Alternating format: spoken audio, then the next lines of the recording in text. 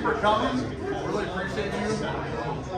As we get this year started off, really excited.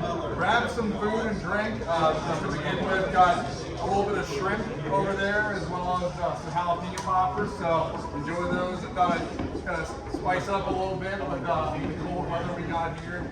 And got the bar open and everything, so we should be in good shape. But just really appreciate you guys being a part of this. This is our 11th meeting over the past 3 years. It's been exciting and kind of getting us kicked off into the new year as quickly as we could in January. So really appreciate what you guys do.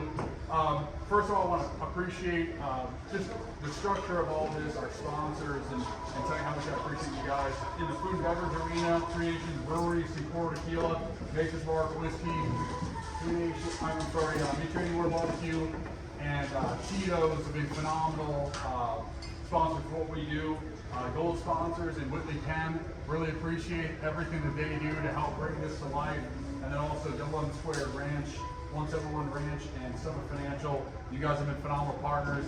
If you have an interest in becoming a member or partner, as whichever you would want to define it, again, would love to have your help. This is a sponsor financed organization, so as we look at scaling, that'll be a benefit.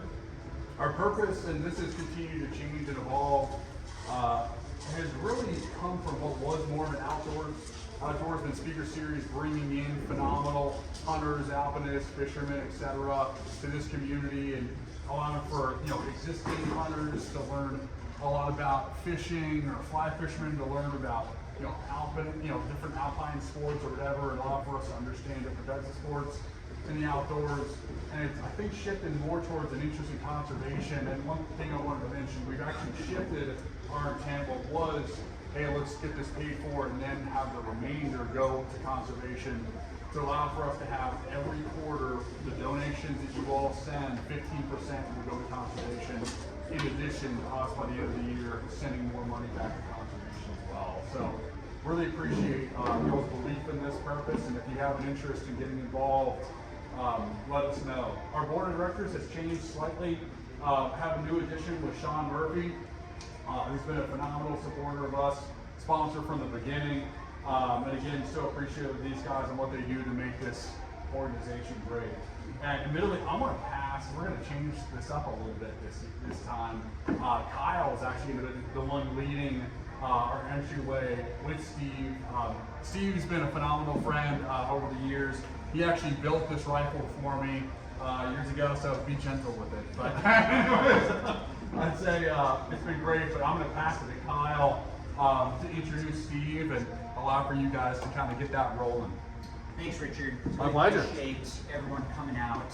My name's Kyle Dennis. I'm one of the co-founders of Steel. I'm the current secretary on the board, so really appreciate everyone coming out, braving the cold weather. I was having some fun with Steve. I said, man, you brought the Arctic Alaska weather with you. He showed up Saturday night from Fairbanks, and now we're basically living in Alaska. Thank you again for that, Steve. Summer Alaska. Yeah, I was going to say, it's not even Alaska. But, I really am, it's a treat for me to be able to present this to you, just because what Steve does, just within the world of hunting, but particularly sheep hunting, is a humongous passion of mine. And unfortunately, I'm one of the foolish people that likes to do that kind of stuff. So I have a sheep hunt coming up myself, not this August, but next August, up in the Arctic refuge of Alaska, where Steve used to guide quite a bit. So this is a really cool treat for me to just introduce Steve. We'll have a good Q&A and have some fun here. But I think what you guys will find is this is super cool. It's really neat. It's very niche. Not a lot of people do this.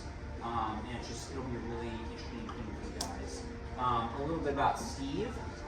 He's a veteran, so we thank him for his service, no doubt. But Steve's up in the Fairbanks, Alaska area. He's been a Dall sheep guide for longer than most. It's a really special thing that he's done, the longevity he's put into this sport. And I think what you'll find is Steve's arguably one of the most knowledgeable people on this planet when it comes to Dall sheep. Especially from a hunting and guiding perspective. Steve's guided his clients over 35 rams throughout his career, which is an amazing accomplishment, as it's very difficult to do, which I'm sure you'll find out more about. And then additionally, as Richard alluded to, Steve is also a fantastic,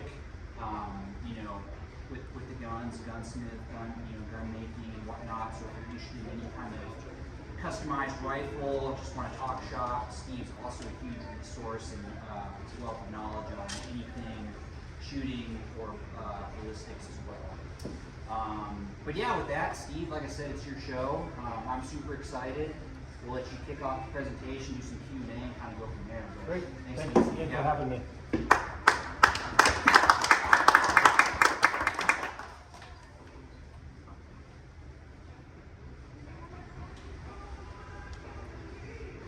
All right. I'm Steve. I'm 52 years old. I live in North Alaska, which is just out of Fairbanks. Before I get into the main introduction, some of the stuff I like to do up here. It's not just the hunting, and I'm sure you guys, you're all hunters, you know that in fishing, it's not just the actual that you go out there and it's successful. This picture was taken, I can tell you when it was August 8th, 2007. It's in the northeast corner of Alaska, and that is about 12:15 at night, and looking north. So we don't, during that time of year, we don't get dark up there, and we don't have a shooting hours like you do down here. It's, as long as you don't use artificial light, you're legally able to harvest them. So it's a picture that I keep on my screensavers, and I've been doing it for years, but I thought I'd share that with you. Another one. This was February last year. This is at my house, this is right out my door. So the sun goes through an 11-year cycle, from a high to a low, and we are in 2025. We're going to be at the high, the solar maximus they call it. And this year I have not seen a lot of northern lights, just because we've had a lot of bad weather up there and you can't see it. But this is one of the best nights I've seen. I got a couple more photos in September, which is really cool. But again, it's just the uniqueness of Alaska. The first picture is, basically the summertime, 24 hours of light. This is, I think, about 8:30 at night. So right now we got 4 hours of light. Introduction.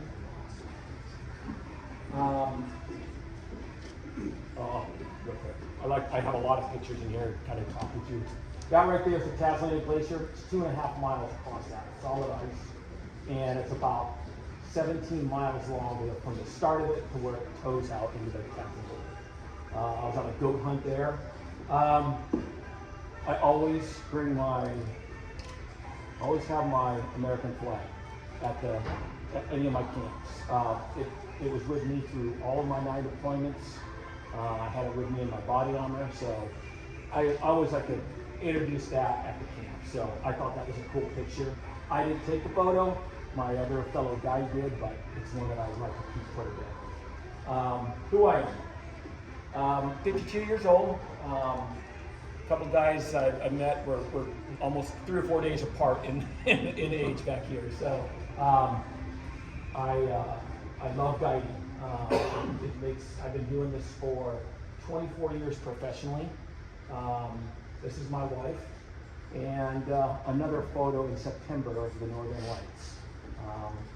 It just kind of says everything about me, the things that are important in my life, guiding, my family in Alaska. So, I've been in Alaska for 24 years. I started guiding as soon as I got there. The Air Force took me there. I'm a 21-year on active duty. I retired in 2012. I picked up a contracting job on Eielson Air Force Base right now, which is right in the center of Alaska. We have 54 F-35s there, so we're, as far as Indo-PACOM, we're a big strategic asset up there. So it's a very busy base, and lots of flight time going up there. So it's something I do other than the guiding and family life. It consumes my time too. What I did in the Air Force was explosive ordnance disposal, a counter IED mission. IEDs we didn't even know about it until after 9/11 and the wars in Iraq and Afghanistan. But I was on a team that once they were found, We went out, we disposed of them, made them safe. I did 311 live IEDs in my career. I did 9 deployments in both Afghanistan and Iraq, 5 in Iraq and 4 in Afghanistan, 2 in staff jobs in Afghanistan. So I wasn't in the field for, of those 4, I was only in the field for 2. Excuse me, 2. I'm a custom rifle builder, as I alluded to. I've been doing that since 1997. I started off small. I learned from a machinist and a machinist bench rest shooter, which is a really good combination for building custom rifles. I don't call myself a gunsmith, a rifle builder, and I have a select few that I do, and they're bolt action rifles, and I really try to stay in the hunting world. There is a dime a dozen out there, and a lot of them they're good guns and they shoot well. I just think that some of the gunsmiths push things on their guns that really do not make a difference in the field. And I'll do a little more into my what I do for gun building here later. Rules of engagement from my speech. I come from a military background. I give briefings quite a bit. They're short and to the point. I may throw a few cuss words out there. I hope nobody's offended by that. It's just the way it is. And don't be afraid to interrupt. If there's acronyms I say, sometimes they might spell out that and not, I gotta know my acronyms stuff. Just let me know if you guys have questions at any time. This is what I'm gonna be speaking about today. Early life, what brought me in the military, my family, which is important to me, my hunting and professional guide and outdoor business that I have, my rifle building business. And then I kind of made up something that I talked to Richard about, what can I do for a suggestion? I said, this is something I'm asked all the time. How can I get a successful backcountry hunt? I have a little small few slides there that I think are the main meat and potatoes of successful backcountry. And I'll close it out with question and answer. I hope that I get a few there. Uniqueness of Alaska, as I said earlier. So, 2018, we have a program up there that they give land away, and you put in for the drawing, and I put myself in, my wife in, and she drew that, and this is us marking our corners on this 20. It was approximately 20. It ended up being 21 and a half, but this is just one little corner of our acreage we did up there. And you had to mark all these things down, where it was in your GPS. You turn it into the Division of Natural Resources, and they send a surveyor out there, and you get this piece of land. It costs money, but it was very inexpensive, and it's choice stuff there. And again, uniqueness. I don't know another state that does it, and I just thought I'd share that with you all there. This is my daughter. My wife, she's pointing down. You got to submit these photos to the DNR, and like I said, they come out. They came out a few years later to the survey. We've closed on the property and paid that. We're in the process of building a cabin up there in the summertime. So we bring in all of our materials over right now. I got a buddy that brings it in on a big D8 dozer with a sled, and he's bringing in my cabin kit to do that. Early life. This is my mom. I'm like maybe 1 year, not even 1 year old yet. It was my first camping trip. I started in the outdoors very, very young. So I had my Sacramento, California is where I was born and raised at. We've got some good mountains there and whatnot too. And my dad, he was big into hunting, so I thought. And until we overtook what my dad did. We took it to the next. My brother and I took it to the next level. But always on archery trips in the summertime, fall time, we do our mule deer hunts. They were all backpacking trips, and I learned that about 11 years old. I started doing that and accompanying him on that. Upland bird hunting, steelhead fishing in the rivers there, in the Northern California rivers. I don't know if you've all gone in the Smith River, the Eel. The Trinity, all of those I used to fish quite a bit. All of our interior lakes there. I graduated in 1989. My plan was to become a California fishing game warden, but their hiring practices were not hiring at the time, so I needed to do something. And I wanted to get out of California at that point. And the Air Force is what is my calling. And my military life, kind of go into that a little bit. How many have served in the military here? Awesome. Thank you. Too. I enlisted in 1992. I had a guaranteed job that I just didn't want to show up at basic and say, oh, you're going to do this. I just didn't. I wanted to do something that beforehand, and I went into the explosive ordnance disposal career field. I started my career out at Hill Air Force Base in Utah, and the Utah Test and Training Range is similar to the Nevada Test and Training Range. So munition projects, safety officers of that nature, that's the stuff I did, prior to 9/11. 9/11 really changed anybody in the military who can attest to this. It changed my life up big time. I had, like I said, 9 combat deployments. I had a couple ones that really hit home, and one was in August of 2006. My supervisor was killed in Taji, Iraq, right on Route Tampa, which was the main supply line from northern Iraq to Baghdad. I was on a weapons intelligence team, and it was a sad day for the UD career field. He was the second Air Force member killed in combat.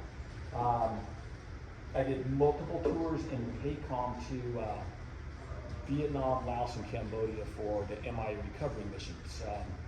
And again, there's nobody living over there that are Americans missing. It is, airplane crashes that weren't able to be recovered back during the Vietnam War.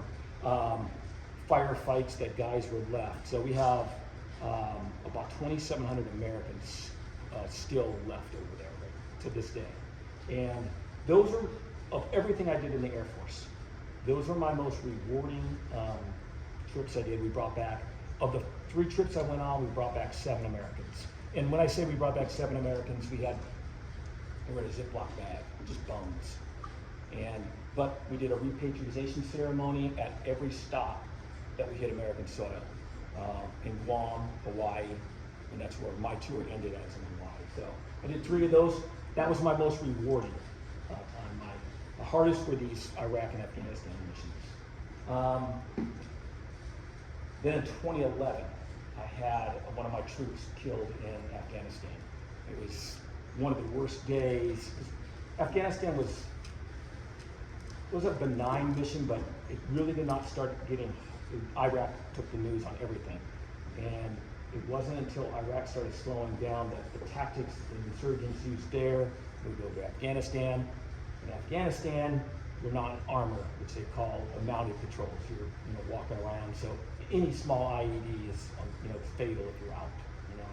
Him and 8 other Americans were killed that day. So it was the saddest thing I had to do. Was part of that notification team to his wife and mom and dad. It was very, very tough. I put in for my retirement paperwork not long after that. That's just the way it was. So I have different photos here that I'll just kind of go through. This was on the Euphrates River. We found a munitions cache, and what they were doing were bringing these things up the river, stashing them on the bank. They radio in their guys, and they come and fill these things up with a little bit of explosive charge in the front. This is what all of the IEDs were made of. It's 90% in Iraq were artillery shells. So, we got rid of like 105 on this trip here. So, there were some other areas that weren't photographed there. Some of the missions were all air insertion missions. So, air assault qualified I was. So, we went with different Green Beret teams and SEAL teams to different bomb making guys that they were high value targets, and we went there for their IED support. That's us just lining up munitions to dispose of at C4. We just line that up and either electrically detonate it or time fuse detonate it. rockets that would come in onto the base is a huge thing. Indirect fire, we call them. So that kill their fair share of Americans, just basically at the wrong place at the wrong time. This is one that had come in, and I'm digging down to it to sort of charge on it. Go from there. The bomb suit, we use these over there very sparingly. It only protects you from 5 pounds of explosive at 5 feet, and it doesn't protect you from fragmentation. So, like you see me digging that thing there, it wouldn't have mattered if that thing had went off. This thing would not have protected me. So, some of the roads there that we're on and whatnot. So, this is a mission up in Alaska that I'm doing right now. We're bringing all of these M113 armor personnel carriers. They're all demilled. We take them out to our ranges, and they use these for air-to-ground missions on different missile systems that we have up there, JDAMs. Again, practicing for any of the conflicts in PACOM involved in. Those are 16,000 pounds. That's one of our Chinooks. It lifts her up, and out she goes. We take these 32 miles a round trip, so it's 16 miles one way, and we drop that. The only way we can get those in there. We're going across rivers that are just glacier-fed rivers that we don't have bridges across. In the wintertime, we go across and build an iceberg, but in the summertime, we can't lift these things during the wintertime. So, this is my family. Again, very important to me, my daughter, his name is Piper. She will be 14 in March. My mom and dad are 83 and 85. They get around pretty good. They live in North Fork, Idaho, which is right on the Salmon River. Again, we're in a fly fishing shop here. I don't know if maybe you guys have fished up in that area, but that is some pretty phenomenal stuff. My brother is the undersheriff in Yolo County, California. Going to be retiring soon. He's got a place up in Priest River, Idaho. My wife showed you a couple pictures of her. She is, that's my little girl. She's my best friend. Her name is Donnie. She's got a very unique name and a unique personality. This is her grandkids, little Lincoln and Malachi. And then she's got 3 daughters of her too. This is her on a 2018 Gulf sheep hunt. The year that I put her in for that land giveaway, she drew a very hard permit for residents to draw about a 2% odds. She pulls that permit. And just to give you an idea, this is on a glacier. This is the toe of the glacier. That is all rock, mud, and ice. And we had to traverse back over that to get that ram out. So, one shot, 367 yards, down he went. So, I was pretty happy with her. How much would you weigh? When you quarter them up, skin them, you've got about 85 pounds of meat, 80 pounds of meat, right in that area. The skull, and you've got to bring the horns, and we brought obviously the skull out. And I did a half body cape on him, and that weighs about 25. So, a little over 100 pounds. And she was bringing it all down while I'm up there skinning. I just, she put it in her backpack and, okay, just meet me down there. So when we walked out, this is a good picture right now. When we walked out, a big fog bank rolled in, and you couldn't see from me to you. And trying to traverse through this stuff when you've only got 10 feet of visibility is very tough. We cliffed out a dozen times.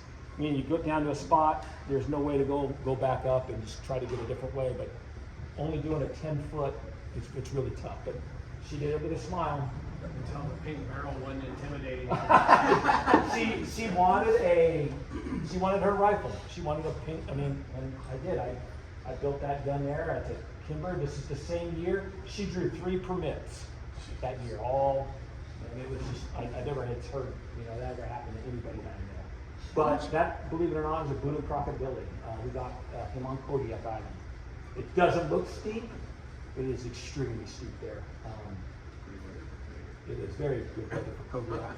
So we landed in a slot lake that was about 40 yards wide and 300 and something feet long in a super cub, and at elevation. So we we were walking around and stuff no deeper than that right there, so which is huge. If you can land at elevation, you know, we were camped right down in that area there. Steve, are you accessing these points, like you all together, via some sort of airborne vehicle? Yeah, a Super Cub on this one here. It was a single engine airplane. About 70 pounds you can bring. And are these permits accessible to non-residents of Alaska? They are. They Yeah. are? Yep. You just, on this one, it's just a guide is required to be on with that there. And when you are a resident, how much are you paying to gain access to this land? For me, it's $10 to apply for a permit. Okay. We got to buy a hunting license, and then all of our permits are free in Alaska. Wow. So, it is something that is nice there, but there's other things we pay for quite a bit. You know, my heating oil bill is quite a bit. I go through 6 gallons a day of diesel fuel basically to heat the house. So we get free permits, but there's also a cost for that one too. But anyway, this is my brother on a coastal brown bear hunt. And that was down south of King Salmon. Any of y'all fish run the King Salmon, Iliamna area? So we were just 75 miles from there, right on the Shelikof Strait side, the Pacific Ocean side. It's an area I go to I can take a bear every 4 years as a resident. So I'm going this May. Personally. Are brown bears aggressive in Alaska? Okay, on that, brown bears, we got 3 things they consider in the regulations. They're all the same genus, but you've got brown bears, grizzlies, and I call them an Arctic grizzly. They're all the same animal. They just, through generations of growth and food sources, they are way bigger. Being brown bears the biggest, mountain grizzlies number 2, and then the Arctic grizzly. The Arctic grizzly by far is the most mean. He is the smallest, but he is the most mean. He's the only one that actually has charged me while I've been out. Brown bears are very, very skittish. That, you know, like the one up previous there, they are smart. They, you know, when they get a large size, they don't want to hang around. I mean, they're not. Now on Kodiak, they're used to seeing a little more people, but down here, this area here on the peninsula is, other than the Brooks Range, is the most remote place in Alaska that people usually go to. Now the Aleutian Islands, I'm not going to say that, but we don't get a lot of folks that go down there and do activities outside. The issue with here, if you were to get hurt, getting an airplane in there, if it was a bad weather day, you are stuck because they're not coming and getting you. So, but, did that answer your question on that, on the bears? And this is my brother here with that Arctic doll sheep as well. So. All right. So, I started this 24 years ago when I moved to Alaska. I was big into hunting in Utah and Idaho. My folks live in Idaho still right now, so I go back there and hunt every year. I was pretty serious, but it really took it to the next level when I moved to Alaska. I always wanted to go to Alaska when I was a kid, and so I took hunter safety at 11 years old, and again, when I was in Utah and Idaho, I did a lot of hunting out there, and once I got to Alaska, bumped it up a bit. I started professionally guiding in 2004. When I said I started guiding in 2000, that was for my family, anybody I could legally do it for, and not get, not charged for it. So I still take that back because it was, experience in the field. And for next to kin, like my brother, my dad, they can come and hunt with me. They don't have to have a guide, and I have a registered guide. So my brother is actually, me living in Alaska, I think he's probably saved $250,000 in hunts, maybe more.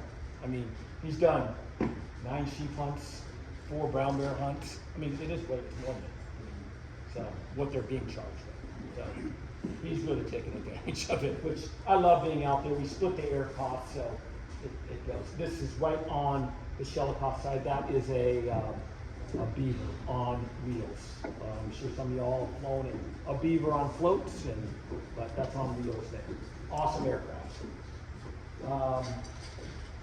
This year, 2024, I tested for my guide license in December, my registered guide license. So I have my own guiding business where I bring hunters up, and I'm not just working for somebody else this year in May. So it'll be a new chapter in my life. Like I say, I've had one sheep hunter that I wasn't, it was this last year that wasn't successful. I had one archery hunter, so to be truthful, I've had two, but the archery hunter. Archery doesn't count. It doesn't. I was saying, you're already going in there disadvantaged. Yeah, he could have killed his ram on day one. I mean, it was on a rock that I had seen a ram the year before, and I got a picture of that ram. You know, it was an easy walk in, 327-yard shot. So, but anyway, some of the unique experiences. I said that earlier. I mean, look at that. It was a triple rainbow, but I caught the double. And this is our base camp in the Congacut River Valley, where Kyle will be coming in 25. Just to add some context to that, Steve, just so we can all visualize this. So, in Alaska, you have a place that's called the Arctic National Wildlife Refuge, ANWR. It's right up in the northeast corner of the state. So the Arctic Ocean's on the other side. So you can't go any farther than that. And this is literally the end of the world. And it's awesome country. This over here, well, Canada is 54 miles, but that direction. You know, you're over that hill, over that hill, over that hill. And the Canadian borders are eastern concession border. The Arctic Ocean is our northern concession border. Our southern concession border is only about 5 miles from me in this spot here, and that's the Continental Divide. And then our western border is another outfitter has another concession. But the Congacut for fishing, I mean, this outfitter that I worked for in the past, he never sold the fishing, but we had 200 fish days all the time on Dolly Vardens and char and grayling. But I mean, when I was done hunting, I was down there fishing because I loved it. Hey Steve, tell them the difference with, if you're hiring a guide going with one that has access to permanent land versus like public land, and because you educated me on that. Yeah. Tell me. So the Arctic National Wildlife Refuge is federal land. One thing the federal government does good in Alaska, not a lot of things, but this is one thing they do good. They limit the amount of guides, commercial outfits per river drainage or whatever areas. I'm just using the river drainage as a generic example, but a piece of land. We're the only people that can commercially guide up here in this area. Like myself as a private hunter and an Alaska resident, I can go anywhere I want. So it doesn't apply to us, but you don't have a bunch of other guides, running up on just like your concession in the South Africa, you don't have other guides that are going into your area. You wouldn't want that. On these kind of things here, it's a business, and you don't have a vacuum cleaner mentality. It's, because you want to save, conserve your resources for future, But on state land, they have issues with that, where guys will just come in, kill off, and move on. And it's just not right, but it is what it is right now. So we're hoping that will change in the future, but I don't know. But the federal land concession on these kind of hunts, unless your guide is giving you some kind of guarantees, is the only way I would actually hunt. I talked, when Kyle was looking at this, I explained that to him. So unless it's a draw hunt, which is limited to. So did that answer your question? Absolutely. Great. How we get around most of our areas is two Super Cubs, one of my buddies. How we get through spots. 70 pounds plus, your body weight in there is what we can carry in those. Our guns go on the outside. If you've got loose horns, they get tied up on that outside too right there. My brown bear camp, as you can see, I'm protected by 3 areas. We get 75-mile-an-hour winds. I've been right up on that point and have my wind meter out, 75, sustained I had like 80 something, 90-mile-an-hour gusts right there, which you can barely stand up. And down in this little depression, we're about 20 miles an hour, which is, I mean, you think it's your tent's falling in on 20 mile an hour sustained winds, but if you don't get out of the wind, it doesn't always reach to those levels, but you always have wind down there. And if you're not out of the wind, you will be calling the air service. She ain't gonna come and get you in the wind because your tent will be gone. So you really try to create protection on 3 sides. 4 if you can, but the problem with 4 is you get down to a hole with water just seems to run in on you. But this is good soil that comes off it pretty good. So what's the temperature? Right there, this was a cold year. This was a cold spring hunt, and we were in the low 30s on this. So, and with the wind, it can be numbing. But again, if you just get out of the wind, I tell folks that just stay down there. So it really helps out, Cal. The Stevens Glacier, we land right on them. Again, another one of my buddy's cubs, and yeah, like I say, the only thing you just gotta. You can't land anywhere on a glacier because of the crevasses and moulins, which are like a wormhole that you go down one of those, you will not come out ever. So, but yeah, we do land up on there. This is my favorite of the aircraft. It's a Helio Courier. It was developed for the Vietnam conflict where you could get a 4-man fire team into a spot really quick and not a lot of sound compared to like helicopters. They're slow getting in and slow getting out. They get a lot more dudes in, but this one could get guys in there and get them out and be flying really low. We use them a lot in Alaska. So that is one of our strips up there. I couldn't find one of our really crappy strips. This is 1,300 feet, and that's all like fifth size rock. And those tires right there are 31s on those ones. Now they're up to 35. When this photo was taken, they were still, that was the biggest you could get, was 31. But 1,300 feet, and this is on Joey's area. This is the passenger strip. So that's once we were airborne. And it has the characteristic U-shaped valley, which is always a receded glacier over a millennium. So this glacier is about 37 miles. It comes back this way, then jets up behind us. So, but 92 miles to the Arctic Ocean down that thing there. The wind blows from the Arctic Ocean straight down here. It's one of the most it is the most populated sheep areas in the ANWR, National Wildlife Refuge, because of that wind. I don't like wind, but that's the only way sheep survive is the wind to pull all that snow so they can get down to it. Whatever I can. What way does the river flow? It's flowing north.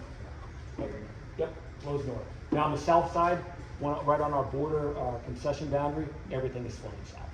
But these are all flowing north. Now the Hula, in some spots, is an east-west, and it does a dogleg. They seem like almost all of those rivers do that. They follow they're parallel with the continental divide, and then do a dogleg somewhere and head south or head north. One of our camps there. This is my second one. I can see on the other side there in the light of the sun going down. This is about 10:30 at night. I can see Fairbanks about 60 miles from there. This is the place that I'm starting my new business on. So, 41-inch ram there. We saw him 2 days in a row and made a stop on him and got in a position to be in. That was 27 miles to take him out. That was one of our good years we had there. So those are mine, my buddies, my brothers, and another friend of them. 2022 guiding. This is where I hope to have gone, Kyle, this year to get a ram, but we didn't find any in there this year. But this is a really good buddy of mine, Matt. He became one of my best friends. We go on hunts all the time now, just friends. So, I'm with you guys doing fly fishing guides and whatnot. I'm sure you've met guys that are now your friends. They're guides, and this is how I am with about. There's only one client of 50 clients that I don't actually talk to anymore. So Some more than others, of course. But I've kept in contact with everyone but one. My best oldest ram. Some guys think that linked to the of the actual horn is the thing on trophy value. I consider age. This is 14 years old. Less than 1% ram reached that. Tell them how you age a ram. Yeah, I'll show you here. So they get a growth annualizer, they call it. Yeah, this is his last one before he died. This is a winter kill I found up there. So our rams are not legal until they're 8 years old. And like where I grew up mule deer hunting in Idaho and Utah and Wyoming, an 8-year-old buck is unheard of. I mean, they don't grow that, but our rams don't even get legal until they're 8 years old. So, but you can tell just by that each year they have, their lamb tip, 2-year-old, 3, 4, 5, 6, 7, 8, 9.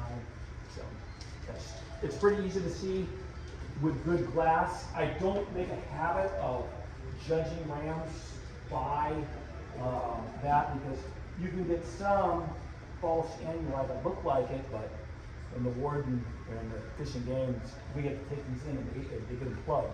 Everyone has to be, so you don't want to get caught up in that. So I'll try never to aid by the 8-year-old, if he's not full curl. Our legal rams are full curl on one horn, broomed off like this one is on both horns, or 8 years old. Again, this is 14, and I use my best ram that I still consider this day. One of my clients were my archery hunter. The year before, this is that client. He threw this ram 327 yards on opening day as well. So the very next year, we had another ram taking the spot. So it's kind of weird how that happened. I think you guys saw that with a photo. I took a client into the Chugach range. One of my last rams I got, a really good ram, but in some nasty country right on the Canadian. I was 500 yards to the Canadian border. Could you describe some of the spot and stock? Yeah, of course. Because I mean, obviously, everything's open. Right. So this is a good one to demonstrate that there. The best thing is getting up on high ridges, and getting good glass. I mean, swirl binos is everything that I don't familiar with that, but top-in binoculars and spotting scopes is what I use. A lot of my rams, I got another photo down the line, but we spot them from 5, 6, 7 miles away. And you can tell a ram, he has almost a halo effect. It looks like his neck is just kind of separated from his body. That's his horns. And as you're looking across there, the horns kind of obscure his neck, and it looks like his head is kind of floating above him. Also, the big thing on rams, judging them, is their body size. I've never taken a ram of the 46 I've been involved in harvesting myself or guided that were not big pot-bellied rams, not one single one. My buddy this year did get a super old ram that was on it. He wouldn't have survived probably into November, but really bony, but he was an old ram. But I personally have never gotten a ram that wasn't a big body. I was gonna say, is the mirage bad? How do you judge a sheep before you go to a 7-mile hike? Right there, body size. I was gonna say. That's that is it. I was going to bring that up, but on spotting the documents, I look for body size, and I cannot see horns. Yeah. I know they're a ram because I have that halo effect. But you just move in across these valleys, Sheep are, the #1 defense is their eyesight. And I always make a note, once you're within 1.5 miles, you have to be doing everything right. So I don't camp within 1.5 miles of them. I like to be about 2 miles, 2.5 miles out. So whitetails down here, their nose, right? That's they'll blow out with their sense too, but there's so much thermals that move around up there that they could come to you on that. So, and then their hearing, another thing. Rocks are always rolling around up here. So, yeah, they'll clue in and look, but they don't really. If you don't do a lot of moving around, they're not going to go. And as far as like liveliness of it, they're the weakest animal of anything on them. You put lead in them, they are going down. I mean, they don't take much at all. So, Can you explain the thermals? Because I'm curious a lot about the thermals. Yep. Like they change during the day. and stuff? I run them up at the sun coming up in the morning. Your stuff is rolling uphill. And then when it's going down, it's coming from the top of the mountain down the. But throughout the day, those change up, and you got to be aware of what that's doing. But predominantly in the morning and night, they're a little more easier to judge and predictable. But so that's that big thing on thermals that I'm saying, that you do have to keep that in mind when you are mountain hunting. But smell, again, is not one. Their biggest Achilles heel is coming in at night. We do have, it's not completely dark, but even on opening day, which is August 10th, in the far north, you can sneak in on rams because there's just enough darkness that they're not going to key in on you. They'll oftentimes, if they know they're going to bed down, they're watching this place for an hour and a half, just staring until, okay, I'm going to make a decision to lay down. And then once they're down, they're not getting back up. I've come in on rams many times at night. That 14-year-old ram, I saw him at 2 in the mornings when I started to hike, because I knew once the sun got up, I would never be able to make that boulder field without him seeing me. And I shot him at 5 in the morning. So I covered 2,000 yards. I figured, shoot, I'll be about 350 from then. When I popped up where I was 157 yards. So again, there's certain things you can do that help the hunter out, and that's one of them on there. Let's see, client's bear. That is an example of a good size Arctic grizzly. Way different than those big brown bears. And I've got a couple pictures of bigger brown bears down the line here, but very, very, very mean. I mean, they don't get enough food. The time of year that they can eat is a lot less. They're hibernating by the end of September, and they're not coming out of their dens until May. So you can see that they just don't get a lot of time to do that. And when they're out, they're constantly on the move for food. They're not lounging around. You never see Arctic grizzly just hanging out like brown bears on the peninsula. They're always scavenging for something. This is my last client in 23. I guided this build hunt on Kodiak. He's a second return client. This is Theron. Okay.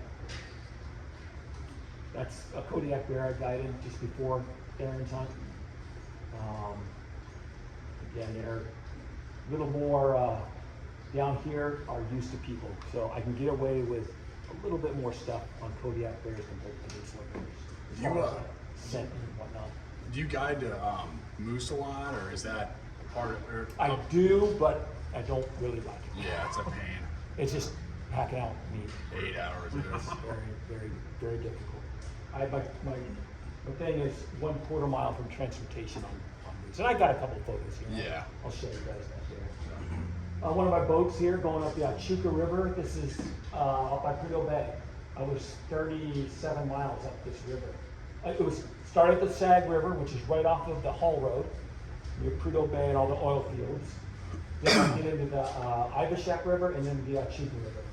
And up there we have all this land, and an airplane really helps, but an airplane has to have a place to land in. Where these, I gotta have a place that I can go up in the river. This is a really shallow running boat. At one point I was like 2.5 miles an hour going upriver. And I'm coming downriver fully loaded. But it took me almost 2 days to get there, but there was nobody in there when I got there.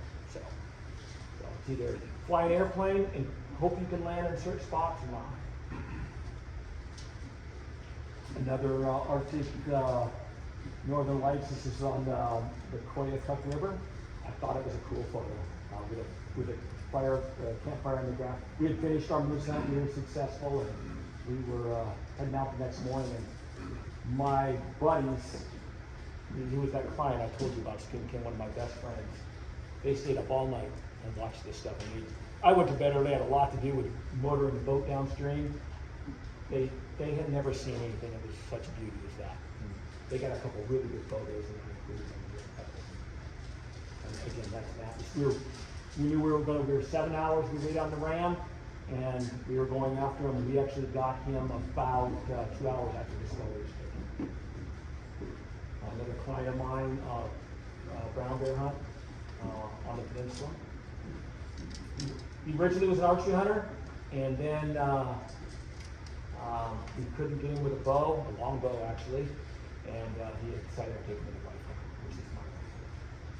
What cartridge are you using? That was a 375. I got him with a 416 Ultra Mag. It's a cartridge I developed my own. But any of the bigger things for my wife got her brown bear with a little 708 or a 308. It's all about where you put the bullets at. But I knew she could shoot really well. I still have a backup 416, but I didn't shoot the bow. I never shoot clients' animals. Actually, I never have shot clients' animals. The reason I have the bigger stuff, if they did make a bad hit, and I have to go in with a brush that's thick, when you're talking from me to here, there's no substitute for bigger bullets. That's that. So you, as an actor, can know that, right? There is no substitute. 416 feet. Yeah. My 416 Ultra Mag is a 416 Rigby. Is all it is. So, built on Winchester controlled feed guns. So. And then for the adult shoot? Anything, any good bolt gun. I mean, 243 and up. I hunt with a 30-06 because there's those Arctic grizzlies. That's the only reason I'm not hunting with something lighter, because I gotta worry about a grizzly. And we're trying to avoid. There's a big glacier right here that comes down. So I took a picture of my brother coming off that hillside, and another client's boy killed that bull. 63 inches that bull is. And those hindquarters, just to give you an idea, out of the ball and socket.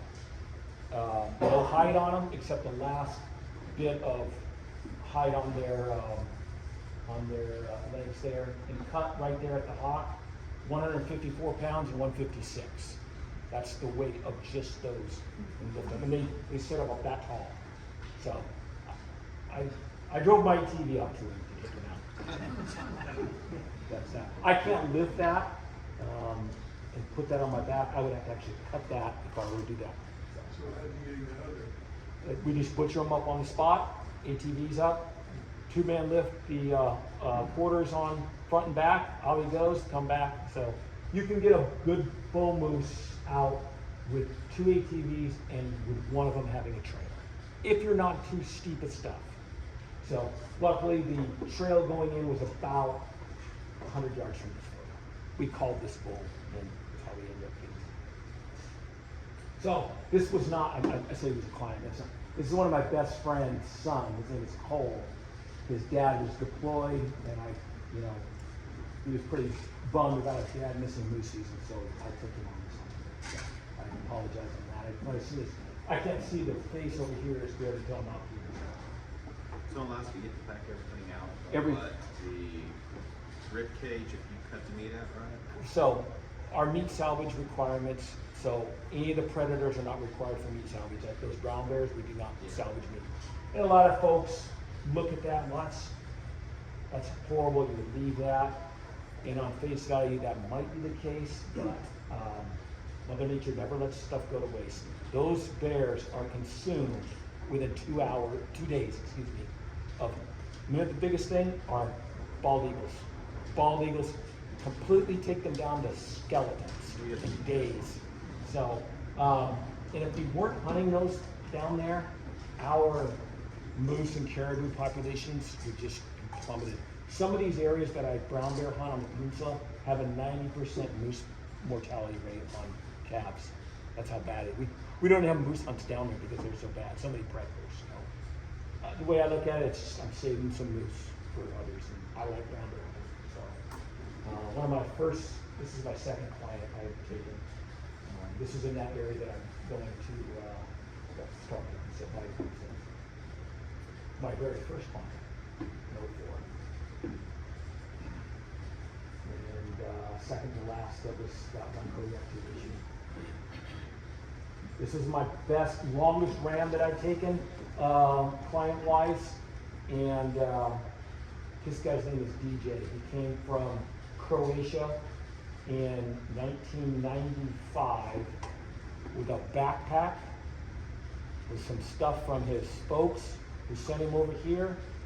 They passed away during the wars, He came over here literally a backpack on, immigrated here, owns a huge business down in Florida as landscaping, like 25 or 30 crews every day going down. So it was like an American success story. So we talked a lot. Again, I get to know these dudes quite a bit, and that was really cool to me. But we spot, this is my camp is right there.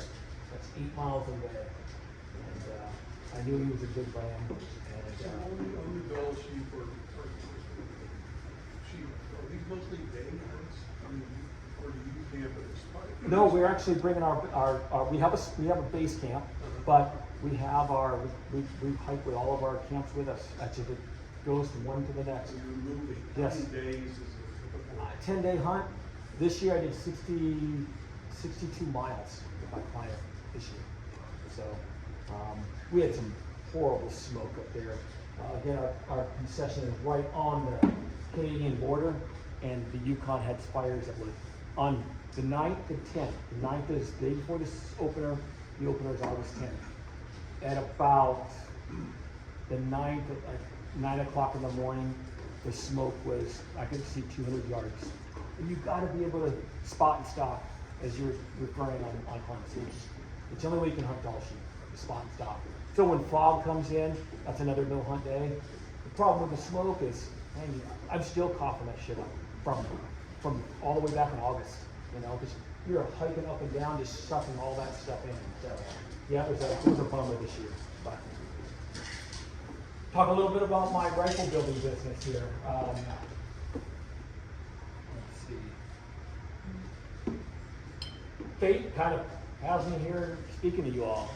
Richard ordered a gun from Marshall Alexander, gave me. I think that's right, man. Yeah, he gave me your number, and we started chatting. So crazy. Kind of discussed on what he wanted. I met Marshall. He was a guide on a ranch of a friend, probably about maybe 2 years ago, and I, mentioned my interest in being an aspiring sheep hunter, and he put me in touch with Steve. We started talking, and Steve's a really good salesperson. You don't realize as we started saying, you can kind of do this a certain way, and I'm admittedly this is kind of how the price is looking. I was like, I don't know if all right, let's just do it. And you just it kind of comes together. But admittedly, I think that's fascinating as I've learned more about what he does is he's got a huge heart. I mean, he's built rifles for SCI, and he's got a big passion for teaching people. As you've seen, a lot of the people in there are kids, right?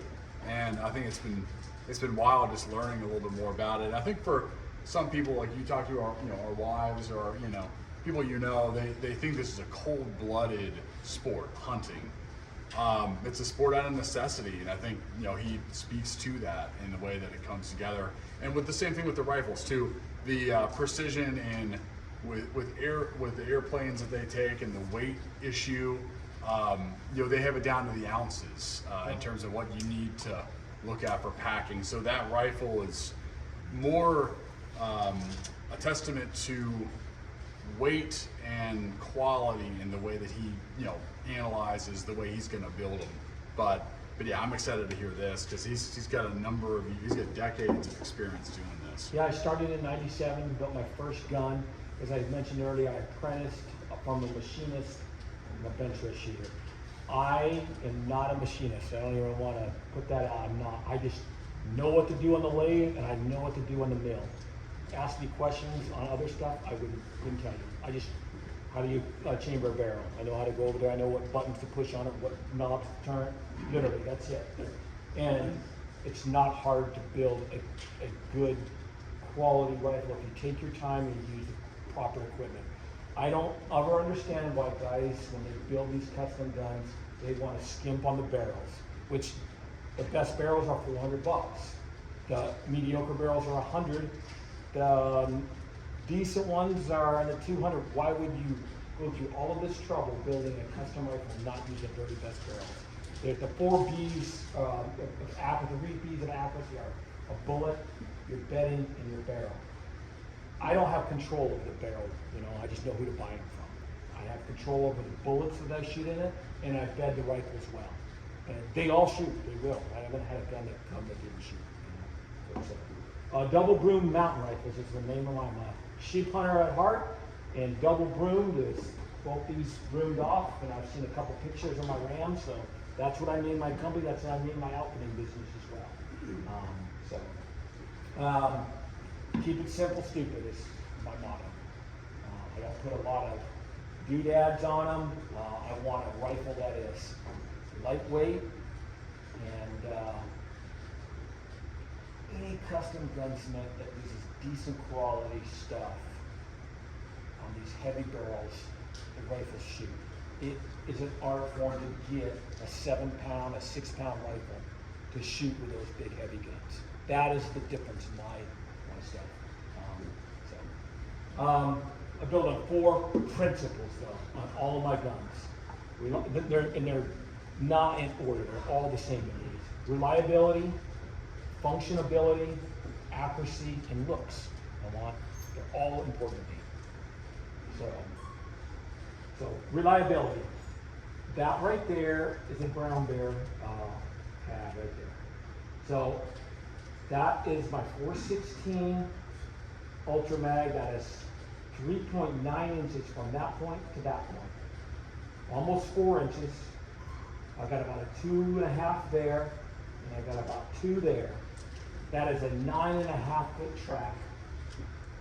And you add 1 inch to this pad when you're estimating brown bear size, so he's in the 10 foot. That bear in the spring will weigh 850 to 900 pounds. In the fall, he'll weigh 1,200. So I want reliability on any of my things. End of story. Also, I want reliability when I'm flying in. I'm spending all this money to fly in. I don't want where the rubber meets the road, if you will, my gun failing on me back there, because it's not like I can go to my truck and go home and get a new rifle. It costs me another $5,000 to fly back home and grab that. So reliability is huge. So, and you know that as a professional hunter, reliability is everything on our guns. This is just at the range.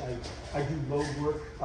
Richard's gun, I got a load custom. That's one of the new chronographs out there. It's a Doppler radar. This guy he simply wanted something that did factory loads, so I found him one that did factory loads, got all the load data for it, and it's shooting good. This was a gun that Richard mentioned, I give at least 1 gun a year to different organizations, whether it's the Wild Sheep Foundation of Alaska, the Wounded Warriors I'm doing one for right now, SCI of Alaska. They're all raffled off. I've had the SCI gun in the governor's tag the last 3 years in a row. So I'm really in Alaska. I mean, I'm a small town. I build 12 guns a year. That's it. So it's not something that keeps my lights on in the house. Yes, sir. What's the average distance that the clients shoot sheep at? I personally like all my clients to be on 300 yards and under. So I will take a 400-yard shot on I practice out to 1,200. It's way different, shooting from in the field and what you have. But if I'm shooting 1,200 yards and ringing steel, doing the 400-yard stuff is a lot easier. But I tell people on Gall Sheep, it could take a half a day when they're wanting to shoot 800 yards. I get that a lot. I stop that right from the get-go. And it could take half a day to go 800 yards in some of that country. Those glaciers and whatnot. So I like to have my clients under 300 yards. So, but I don't go any closer than 300. Once I'm at 300 yards, I sit down and I shoot. Even if I can get to 200 yards. Because there's wind shift and I'm 100% sure I'm making that shot every time. And there's Richard's gun at the range this summer. I was building some load data for him. This is my last little bit here. How to have a successful backcountry hunt. I get asked this a lot from my clients. What can I do? Whatnot. So I kind of made up a little bit here on stuff here. So you got to have a dream to keep that drive going. In my opinion, if you don't have the dream, the drive and whatnot tends to suffer. You need to be prepared physically, mentally, medically, and logistically. And what do I mean by logistically? Know where you're going. And I'm speaking to a crowd of guys that are hiring guides. Let's just put it that way. That's kind of where I'm with the audience here. So you're hiring a guide. You expect them to know everything where they're going, but you as the client should know where you're going. You know, have a clue. You know, how am I getting there? What's happening when I get there? I have some guys, they're just, you know, where I go, I got to lead them around, and I can do that. I would just want as a person to know where I'm at, you know, whatnot. And I bring this up because emergency backcountry notification list. This is something that I think everybody should have written, whether you're doing do-it-yourself hunts or with guides. You're giving this to your wives, girlfriends, significant others, whatever, and the local state troopers where you're going. And you don't have to tell your guide you're doing this. It gives some kind of peace of mind, in my opinion. I know I always do it, even if I'm going with a guide. So, basically, where I'm going, your 10-digit grid, and all your phone numbers. And I have a copy of this with me. So how much contact do you have, your ability to do? I carry a satellite phone and an inReach. I carry 2 inReaches with me. So, I've had one fail one time. That's why I carry 2 of them. And I have a satellite phone with me at my base camp or strip camp, I call it. I don't carry that one with me when we're going out. I just leave that active. But I have 2 inReaches, and they're small. They hook up to my iPhone. They're pretty reliable. I can get messages out. Sometimes I'm getting things back in 3 or 4 minutes. Other times it's a few hours, but I do definitely have communication.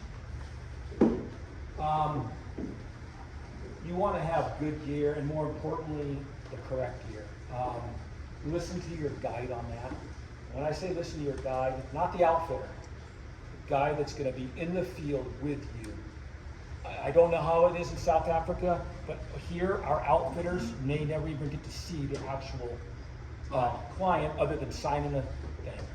I took a huge ownership on that with the outfitters that I work for. I want to know who my clients are. I want to know their families, their kids' names. I'm talking to guys in March, April for my hunts, you know, because I don't want to just get to know them on the strip. So, but I give my guys a huge list of things that I want them to have, or something to that effect, something close. A good sleeping bag and a sleeping pad is one of the most important things you can get on these kind of backcountry hunts. I say having good food and your sleeping arrangements. Those things keep you going from one day to the next. Don't test it out in the field. 3 days minimum, whether that's in your backyard, your front room, or whatever. See where the bugs are in your sleeping bag, more important, your sleeping pad. Use the gear that you are going to be using before the field. You want to test it before you're getting up there, basically. Whether that's a hiking trip around where you live at, but you just don't want to be opening the product up there. That's not ever a good thing when you've flown in somewhere. I speak about the emergency plan. Know where you're at. It's important that you know that. The other big thing is take lots of pictures. I've got hundreds of pictures of my hunts. I still don't take enough. So I had a client this year who was a client in 2018, and this year we talked ahead of time, and he says, "Hey Steve, I want to take more pictures." I go, "Get yourself a vinyl harness. Vinyls fit right here on your chest, with a little pocket for your phone." They usually use them for your rangefinders. I carry the rangefinder, so I says, "Your iPhone fits in there. If we're stopped, taking a rest, whatever, take photos." He did, and he was my first unsuccessful client. But he says that I had some of the best hunts ever, and my pictures are just absolutely awesome. So again, it's just something to have a successful trip. You want to look back on that. And that's part of having a successful trip, is having good memories of that. So keep a journal on your hunt. I have the notepad on my iPhone that I'm always writing in what we saw, where we saw it at, whatever, you know, funny things that came up on the trip. It used to be a handwritten one, but I'm using my iPhone so much now. And save all your licenses and tags. I've got mine back to the 80s when I was a kid. I have unused ones, punch tags and whatnot. I think it's a pretty cool thing to do. So, This was one of our clients this year. His name was John King. He was going to be my hunter, but he ended up at the last minute. They swapped me out with another guy for my second hunt. And we talked the entire time about what he should have up here. He was a big deer nut, and got a really good ram, was really well prepared. Had some bad weather on the second hunt, but persevered through it, no problem. But ended up getting a really good ram out of it. And sometimes successful hunts, we tried for this ram for 3 years, and we ended up finding him. We stopped seeing him, and then we found him deadhead. And that is a monster ram, as you can tell. So you can do everything, but sometimes it just ain't gonna happen. And, that's what we end up with. We brought him home now. Just like this is a deadhead. I bring every one of them home I can. So what's the rule in picking on deadheads? You get to call parks? Okay, it's kind of in Alaska, no big deal to do it. On federal land, they have to be in the navigable waterway. That's the rule. They're all on navigable waterway. They're all on the water. Yep. On federal land. Yeah. State land, they don't care. And I just don't get it. It's like, this thing's gonna sit on in my house and, be looked at for years and years, or they're gonna be tore up and just weatherized more than anything. I don't get it, but whatever. All of mine are all found in the navigable water. So outside of bears and humans, what are their other predators that take those? Wolves is the number one thing, and golden eagles. Believe it or not, the young ones. Yep, the little lambs will be on cliff sides, and they grab them, push them off. The fall kills them. So golden eagles and wolves are their number one predator, besides Mother Nature. Mother Nature is the most. There's a bad drought. Say again? Didn't last year have like a bad drought? Oh, we had a bad winter for Dall sheep, die-offs, but any closing comments? I think I covered everything. This was that big ram we got, Aaron's Boone Crocker ram. First ram out of our concession in 52 years of guiding the big book. So, that was taken in 20 grams. And that's my favorite kind of ram. Big double groomer, nasty, brakes on him. And finally, he wouldn't have survived another year. Had no teeth left in him. So, and was,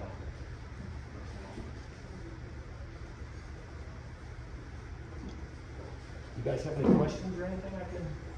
It's such a huge area, and you've worked natively. No. How do you even get started in learning the basics, where to go? My basics for Dall sheep hunting started as mule deer hunting out west. Knowing how to glass is the biggest thing. I cannot, there's nothing, other than physical ability, there's nothing better than knowing how to glass effectively. And Dall sheep, pretty easy to see when they're white against a dark background, but we get snow a lot. That is where you pay for a good guide is on that.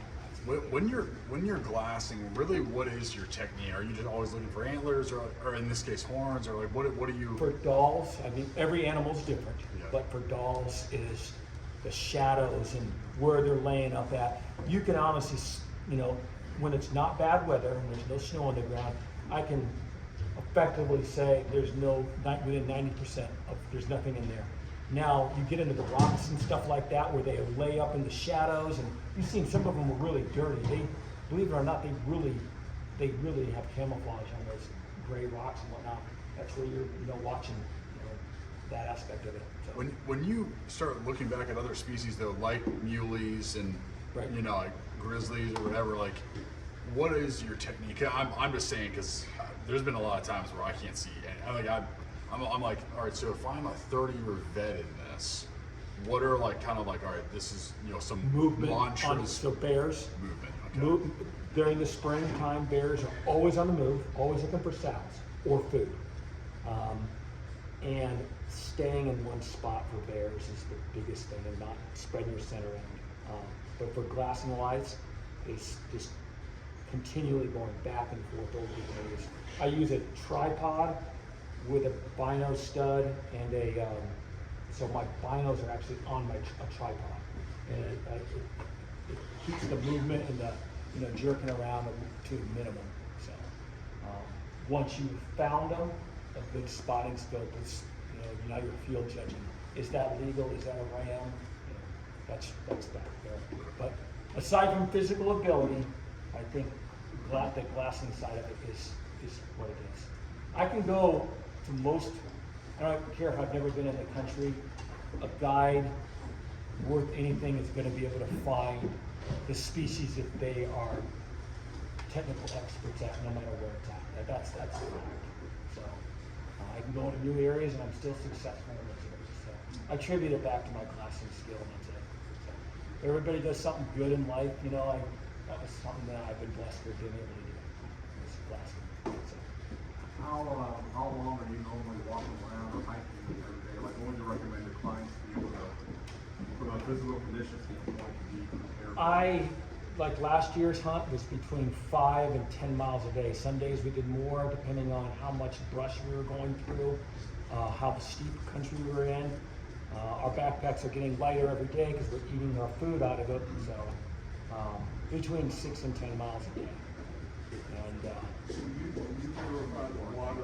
Alaska, I personally do. Some guys don't, but I use Aquamira drops. I don't use a pump; they're too heavy.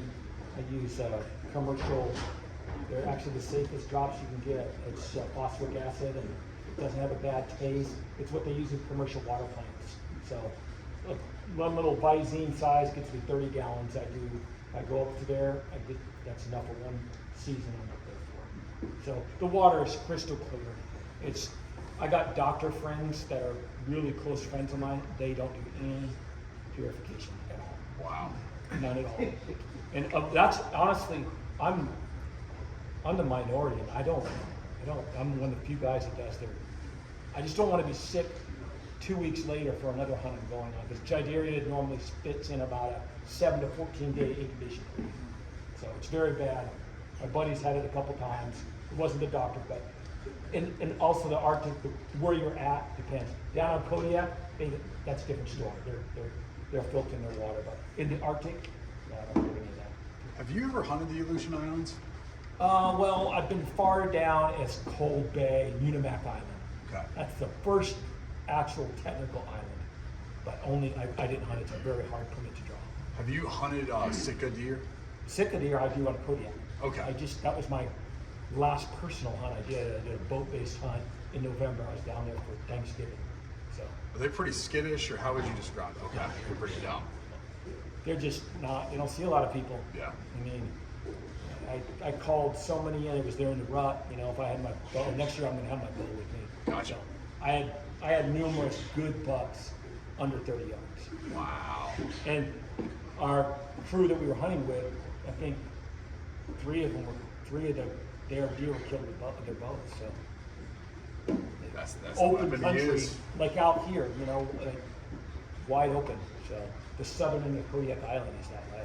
Wow. I didn't add any pictures in there, but Crazy. yeah, it's. I haven't done any hunts like you're talking about, but is the yardage that you're shooting at, is the wind come into factor on when you're sighting it in? So if I try to keep my clients under 300 yards, unless we're like 10 mile plus, full value, 90-degree wind, I give them where I want them to aim on the animal, because I can call that, but I don't want to shoot over 300 yards. Once you start getting 400, 500, 600, calling wind is a huge deal. I don't want a wounded animal, because now the hunter is done hunting. We may not get the animal, and I have to try my hardest to try to find him. And we can just wait until a better opportunity. So wind is, I try to limit my shots in the wind to under 10 mile an hour.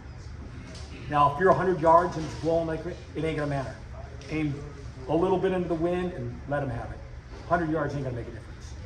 Yeah, you were talking about some pretty gnarly wind speeds when you were getting in the hole basically to protect yourself.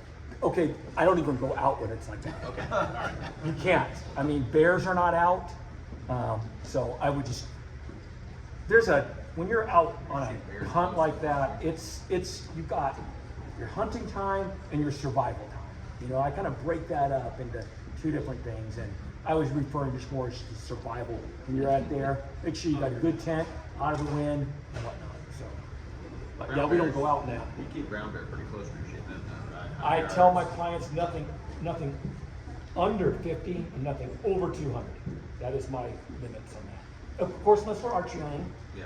But the 50 yards is, they make a bad hit, they can be on top of us before, I mean, they are so fast. You know, we're not, you know, obviously the 200-yard thing is, you're off by, you know, that much with these big bore rifles. It's now a wounded bear. And that's another thing, 30-06. If somebody says, hey, I want to go brown bear hunting, but I only have a 30-06, bring it. You don't need anything else. If you want to buy another rifle and you shoot it well, by all means, but 30-06 will do anything, you know, we do. I like double lung hits. I wait for the opportunity. So. Another question. Out of the 45 that you've got it to, doll sheep, how many or what percentage of them were harvested with a bow and then specifically a long bow? I've never had an archery hunt with a bow. Wow. Only guided one guy. He became a really good friend. We weren't, but now for brown bears, I've gotten 2 bears with bows. Wow. Long bows or? Oh no, bow Compound. Yep. Interesting. Yep. Wow. The reason why I say it is our next speaker is Fred Eichler. He's harvested every major animal, big game animal with a long bow. So just to give you a preview how ridiculously difficult that is. Yep, a doll sheep hunt with a bow across the state of Alaska is less than a 10% odds. In the Arctic, about a 2% odds. Yeah, it's, And you see in the country that is. Their main defense is their eyesight. I mean, just, you know, under 60 yards, this is very difficult. Now, funny story. He was in 2020 is when he came. I asked my outfitter, I'd get this guy back up here as fast as we can. He was able to come back in 22. We found that ram. I was pointing at where we were going to go, and we ended up getting that ram. We could have got that ram with a bow, believe it or not. He actually shot him at 76 yards, but he was coming up the hill at us. And we were in a sheep bed just over the other side where the thermals were blowing in our face. And he would have walked right to it because we were in where he was coming to. We kind of did an ambush in that. And that was he could have got him with a bow then. it's timing. But it is. It's like, you know, it is what it is. It's crazy. Any other questions? I gotta believe, but it sounds like you have a lot of elements figured out. Like, probably the client's the biggest guest, right for you in terms of your capabilities. Have you ever had one where you're like, this is what you think? I had one that he was a business owner. He ran everything and he brought his son home. And his son was a good kid. And his son just wanted to impress his dad, you know how he is. And he'd probably spent $500,000 on hunts with this kid. He was a senior this year. This was in October of 19. Just before COVID happened, we were hunting on down the peninsula for bears. And the dad pretty much wanted to run the show, and I had to put a stop to that. It ain't happening out here on my watch. Though I want you to have, this is a family hunt, you know? He convinced his son so much that it was all about the numbers. It had to be a 10-foot bear or it's not good enough. And day one, and his backup, his dad was an older guy, had kids later in life, like 60. This guy was like mid-70s, and he has a 17-year-old boy. And his dad had had a heart attack about 3 years before that, couldn't go a long way away, but they wanted to have family photos, which I understand now. We left the camp. We were less than 300 yards from our base camp, and I have a mid-9-foot bear. And the kid would not take it. Is that going to be 10 foot? I go, no, it's not going to be 10 foot bear. But your dad can come over here and get photos. He'll be pissed off. Okay, it's your dollars. I mean, I'm here to help, but that's a good bear. And when I asked him, I'm like, well, what kind of skull size are you looking at? He didn't even know what I was talking about. That's the measurement, the true measurement of a brown bear is, for Boone and Crockett, is the skull size. Because I can stretch a hide to make it, and I just don't do that. And I predicted what was going to happen every single day we hunted. The bears that we saw were a little bit smaller. And this 9'8", 9'7" bear that day, he wanted to shoot that the following day, but we were 9'2", 9 foot, and on and on and on. We've seen 154 bears, and he did not come out with anything. That was that. What month was that? It was October. So they were on Salmon Street. They were bears all over this area. It was just unbelievable what they out there. I came back to King Salmon. It was a terrible fall bear season. Some guys had seen 1 bear, 2 bears. I started saying, I've seen that, and these guys were like visibly pissed at me. I stopped even the bidding when this kid didn't want to shoot that. It's like, so that was a very difficult thing for a client for me, was that there. But for most of my clients, I talk to them ahead of time. They know what they're going to get into, and we go from there. So it can be the weak link, but mine have never been. So, and I think communication is a huge deal. I like to know who, down to the family of the person, I just don't believe you're spending all this money, and I'm going to just know you for, just the 2 weeks left there. That's just not how I am. So, Any final questions? I appreciate you guys having me here. Thank you very much.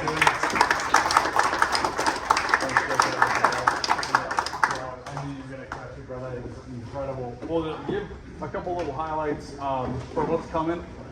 Fred Eichler will be our next speaker. I mean, literally, a couple weeks away. Again, it's harvested every major big game animal with a bow, or excuse me, a long bow, so it'll be wild.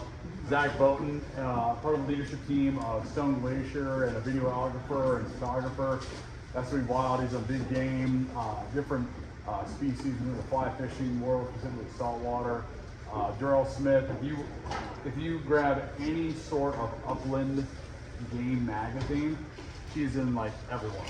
Like he's one of the, actually downstairs, there's actually a photograph on the wall, downstairs of Darrell.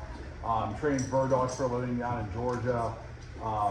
Incredible that we're getting him. He's going to be great. He's going to bring a horse. I think in this case he's only bringing dogs, so that should be kind of good. Dave Hahn, I still can't even believe it, like this whole thing. He's hiked every one of the top summits on this planet more than any other non-Sherpa, which is going to be a sad day when he perishes. But the fact that we're going to get him is going to be insane. I mean, Kyle and I mean, it probably took us 2 years to get this guy. I mean, it was wild. Just because he's, hiking all the time, right? He's an alpinist. He's still doing it. And then Simon Goldsworth in the land of steelhead fishing, kind of like the creme de la creme in terms of that type of sport. So internationally known. He's from the UK, but he's going to be incredible. So we've got a good set of them. Love for you guys to come and be a part of it. Naturally, there's essentially all the dates, times, locations, etc. But I really appreciate you guys coming. If you have any feedback, want to get involved, want to become a sponsor, member, etc., or have friends that do, please bring them. As we scale this, our intent is to eventually go to other regions and make this a bigger deal. But at this point, I just want to say thank you guys for being a part of it. Grab some food, drink, and hang out while you can. Thanks again.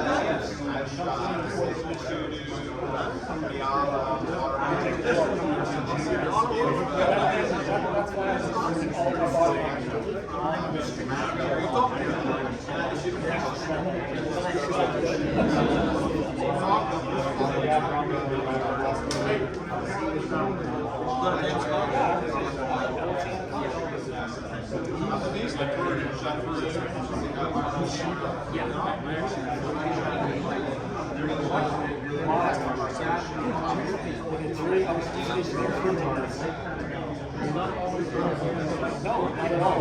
Yeah, no, That thing where you see me taking out the something on it.